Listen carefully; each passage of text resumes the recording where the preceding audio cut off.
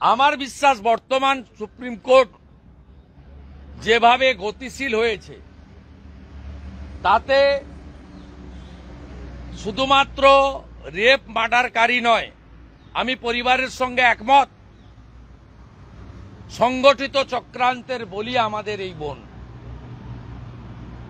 এবং প্রত্যেকটা ক্ষেত্রে ঝাড়গ্রাম থেকে বসে রাজ্যের স্বাস্থ্য পুলিশ মন্ত্রী তথা মুখ্যমন্ত্রী তার নির্দেশে সুশান্ত রায়, অভিক দে, সন্দীপ ঘোষ, নারায়ণ স্বরূপ নিগম, অভিজিৎ মণ্ডল, ডিসি অভিষেক গুপ্তা এবং বিনীত গোয়েল, তারা প্রত্যেকটা জিনিস চেঞ্জ করেছেন।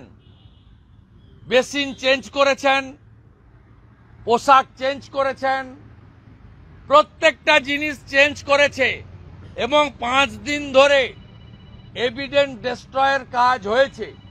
যেটুকু এভিডেন্স ছিল অতীন ঘোষের নেতৃত্বে মমতা ব্যানার্জির নির্দেশে 14ই আগস্ট একটি বিশেষ সম্প্রদায়ের তৃণমূলের শান্তির ছেলেরা আরজিকর ভেঙে চুরে তছনছ করে জুনিয়র ডাক্তারদের হোস্টেলের ভিতর ঢুকিয়ে দিয়ে বাকি যা যা ছিল মমতা ব্যানার্জির ইচ্ছা পূরণ করেছে। এবং সিপিকে কেউ না ডাকা সত্ত্বেও রাত্রি 12টায় গেছেন। 2:30টার সময় সিপি বিনীত গোয়েল ফেস টাইমে ফোন করে মমতা ব্যানার্জিকে বলেছেন গেম ইজ ওভার।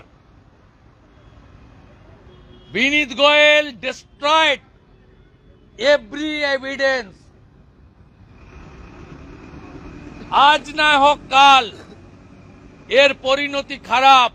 84 সালে যারা শিখদেরকে কেটেছিল, বড় বড় নেতা, সেন্ট্রালের মন্ত্রী সজ্জন কুমার থেকে শুরু করে বড় বড় তাবড় তাবড় লোক, পাওয়ারফুল লোক, তারাও ভেবেছিল যে আমাদের কেউ টিকি ছুঁতে পারবে না।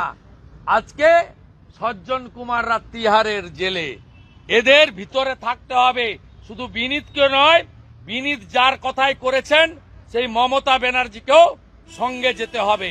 আজ নয় কাল আমি যা বললাম মিলিয়ে নেবেন। শুধু পরিবার যে মামলা করেছিল, হাইকোর্ট বলেছে যে আপনি প্রধান বিচারপতির কাছে যান, কারণ সুপ্রিম কোর্টে একটা চলছে।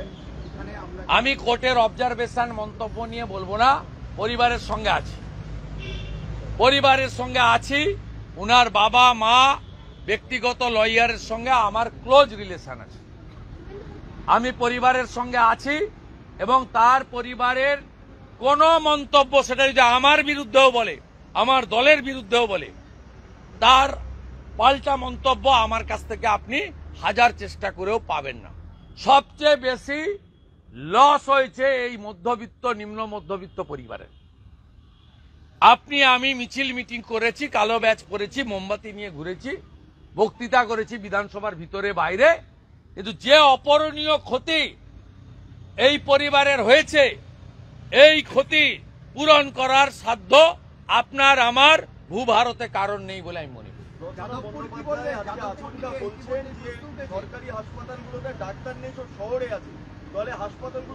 আমি এইরকম মহামানবীদের সম্পর্কে উত্তর দেব না। আমি উত্তর দেব না। এরা সব মনীষী, এরা পশ্চিমবঙ্গে নবদিগন্ত করতে এসেছেন। এরা নতুন নতুন সমাজ সংস্কারক এবং উন্নয়নের হাতিয়ার।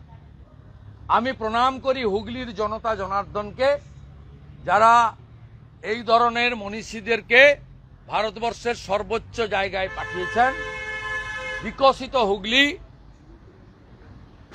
নতুনভাবে হুগলিকে উন্নয়নের চরম শিখরে পৌঁছে দেবেন।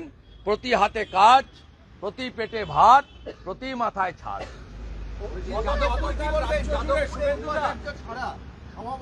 অবৈধ একদম। কালকে আমার সোশ্যাল মিডিয়া দেখবেন, কোটিং দা ল। আমি পরিষ্কার তুলে তুলে তুলে তুলে বলেছি, আমি বলবো ছাত্র ছাত্রীদের সর্বনাশটা করবেন না। আপনি যে সার্টিফিকেটটা আজকে দিচ্ছেন, এই সার্টিফিকেটের কোনো বৈধ লিগ্যাল স্ট্যান্ডি, লোকাল স্ট্যান্ডি নেই। এবং আপনি যে অর্থটা আজকে সরকারের খরচ করলেন, এটাও অবৈধভাবে খরচ করলেন। ইতিমধ্যে যাদবপুরের স্টুডেন্টরা চ্যান্সেলরের সঙ্গে মিট করেছে, হিজ এক্সিলেন্সি গভর্নরের সঙ্গে। আমি পরামর্শ দেব ছাত্রদের উচিত আদালতের দ্বারস্থ হওয়া, কারণ ছাত্রদের ভবিষ্যৎ নিয়ে খেলার অধিকার মমতা ব্যানার্জির কোন স্তাবক উপাচার্যের নেই। এই অধিকার তাদের কেউ দেয়নি।